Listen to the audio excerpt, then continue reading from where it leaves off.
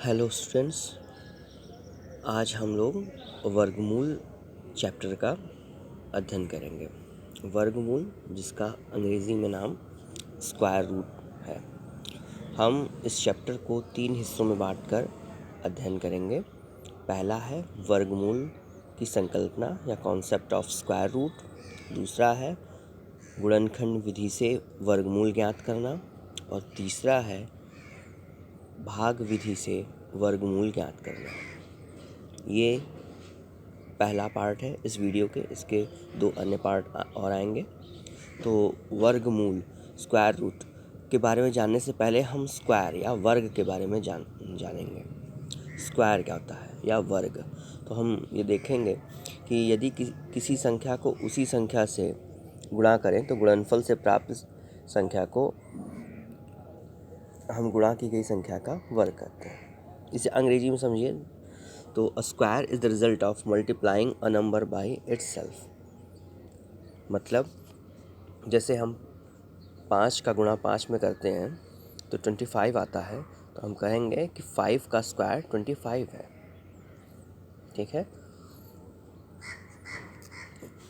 अब 16 देखिए, 4 into 4 is equals to 16 है, तो हम कहेंगे कि 4 का स्क्वायर 16 है। इसी सिमिलरली 9 इंटू 9 81, एंड 9 का square is equals to 81। Okay, हम इसमें 1-2 एग्जांपल्स और बढ़ा सकते हैं। जैसे 10 इंटू 10 100 है, तो हम इसे कह सकते हैं 10 का स्क्वायर। ओके, ठीक।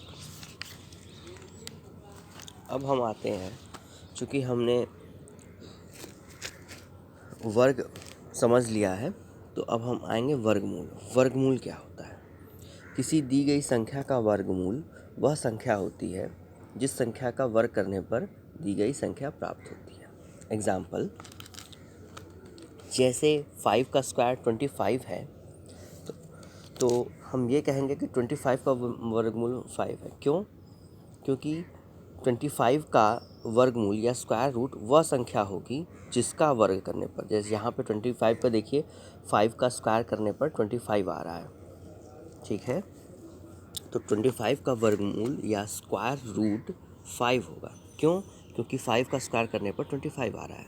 परिभाषा के अनुसार किसी दी गई संख्या का वर्गमूल वह संख्या होती है जिस संख्या का वर्ग करने पर दी गई संख्या प्राप्त होती है।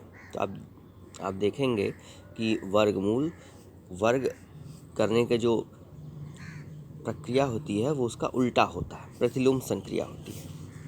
ठीक इस तरीके से जैसे हम 81 का या 81 का वर्गमूल हम निकालना चाहें, तो चूंकि 81 9 का स्क्वायर होता है, 9 का वर्ग होता है, तो हम कह सकते हैं कि 81 का वर्गमूल 9 है। ठीक, अगेन हम एग्जांपल लेना चाहें, जैसे कि हम 16 का वर्गमूल निकालना चाहें। ठीक है, तो 16 सिंस 16 को हम 4 इंटू 4 या 4 का स्क्वायर लिख सकते हैं, तो 16 का जो वर्गमूल होगा वो 4 होगा। ओके, अब यहाँ देखिए, और हाँ, वर्गमूल का जो चिन्ह होता है इसे हम इस तरीके से, ये जो साइन होता है ये वर्गमूल का होता है। अब देखिए, -1 इंटू -1, हम जानते हैं कि -1 multiplied by -1 is equals to +1, या -1 गुणे -1 इज इक्वल्स टू या एक बराबर होगा +1 के। तो हम +1 को कह सकते हैं -1 का स्क्वायर। ठीक, अब -1 का स्क्वायर +1 है, तो +1 का वर्गमूल क्या होगा? -1 होगा, जाहिर सी बात है। अब उपरोक्त परिभाषा से देख लीजिए। तो चूँकि एक का वर्गमूल वह संख्या होती है जिसमें हम उसी संख्या से मल्टीप्लाई करें या जिस संख्या का वर्ग करने पर हमें 1 प्राप्त होता है।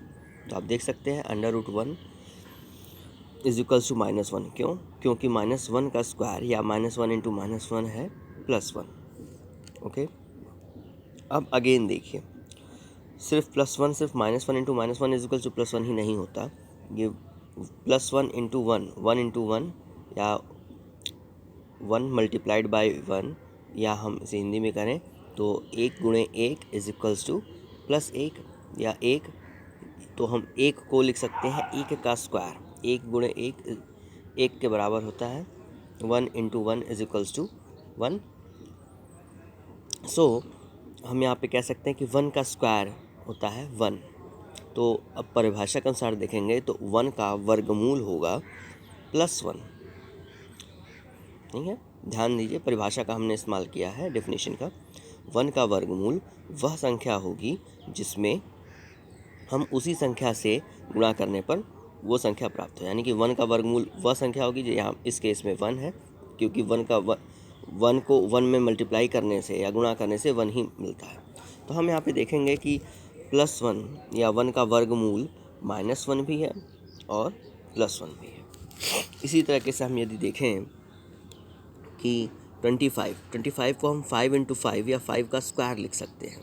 तो इस परिभाषा के अनुसार हमारे स्क्वायर रूट या वर्गमूल की परिभाषा के अनुसार √25 या हम 25 का वर्गमूल हम 5 कह सकते हैं। लेकिन ध्यान रखें -5 इंटू -5 -5 का गुणा हम यदि -5 से करेंगे तो भी 25 ही आएगा। तो अगेन अब अपने परिभाषा वर्गमूल के परिभाषा के अनुसार √25 हो जाएगा -5। सो यहाँ पे हमें एक निष्कर्ष पे पहुँचते हैं कि यदि किसी वर्ग पूर्णांक है तो उसका वर्गमूल धनात्मक और ऋणात्मक दो पूर्णांक होता है, मतलब दोनों होते हैं। इसको हम इस फॉर्म में प्रकट करते हैं कि √1 इज इक्वल्स टू +-1।